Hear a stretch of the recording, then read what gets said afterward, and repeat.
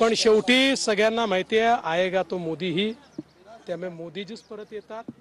आताही वेगवेगळ्या प्रकारच्या थिअरी विरोधी पक्षाच्या वतीनं मांडल्या जात आहेत. ते मांडणंही त्यांच्याकरता गरजेचं आहे, कारण त्यांच्या मतदारांमध्ये उत्साह दिसत नाही, त्यांच्या केडरमध्ये उत्साह दिसत नाही. त्यामुळे कुठेतरी आपण जिंकतोय अशा प्रकारच्या काही थिअरीज जर मांडल्या, काही अफवा जर सोडल्या तर कदाचित आपला कार्यकर्ता कामी लागेल अशा प्रकारची त्यांना त्या ठिकाणी एक बाब वाटते. पण मी तुम्हाला सांगतो 2 टप्पे झाले आहेत आणि काल जसं मोदीजींनी सांगितलं की 2 टप्प्यामध्ये दोन्ही टप्पे 2-0 आम्ही जिंकतो आहोत. महाराष्ट्रातली ती स्थिती आहे. दोन्ही टप्प्यांमध्ये महायुतीला प्रचंड मतदान मिळालेलं आहे आणि एक चांगला विजय आमचा होणार आहे.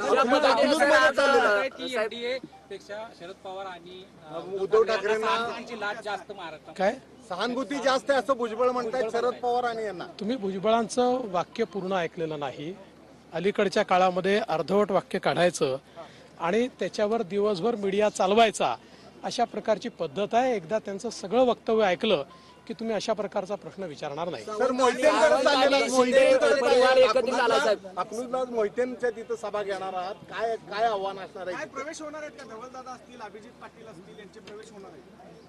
मला वाटतं आज कोणाचाही प्रवेश त्या ठिकाणी नाही आहे. आज आमची सभा आहे आणि ज्याप्रमाणे माढ्याला सभा आहे, ज्याप्रमाणे सांगोल्याला सभा आहे, त्याचप्रमाणे अकलूजला सभा आहे. त्यामुळे त्या ठिकाणी असं काही वेगळा विचार करण्याचं किंवा तिथे आम्ही सभा घेतोय म्हणजे काही आश्चर्य आहे असं नाही आहे. तुमच्याकडनं एवढे फायदे घेतले आणि त्यानंतर तुमच्यावरच थेट टीका केली जाते मोहित्यांकडनं. असं आहे, प्रत्येक टीकेला आम्ही कृतीतून उत्तर देतो आणि शेवटी लोकांना दिसतंय ना, म्हणजे ज्यावेळी पवार साहेबांनी त्यांचं राजकारण हे जवळजवळ संपुष्टात आणलं होतं त्यावेळी आम्ही त्यांच्या पाठीशी उभे राहिलो. त्यामुळे मला असं वाटतं की, आणि माझंही मत आहे, मी तुम्हाला स्पष्ट सांगतो की त्यांच्याही घरात सगळ्यांना हे पटलं अशी परिस्थिती नाही आहे. पण ठीक आहे, मी त्याच्यावर काही बोलणार नाही, मला त्याच्यावर बोलायचं नाही. त्यांच्या पाठीशी आम्ही उभं राहिलो. आता त्यांना काय करायचं आहे हा निर्णय त्यांना घ्यायचा. टाटांनी जर नाही ऐकलं तर मोदी शहांचा फोन जर केला तर ते सरळ होतील असं अजितदादांनी एक वक्तव्य केलंय. नाही, मला कशाच्या संदर्भात केलं मला माहिती नाही, त्यामुळे मी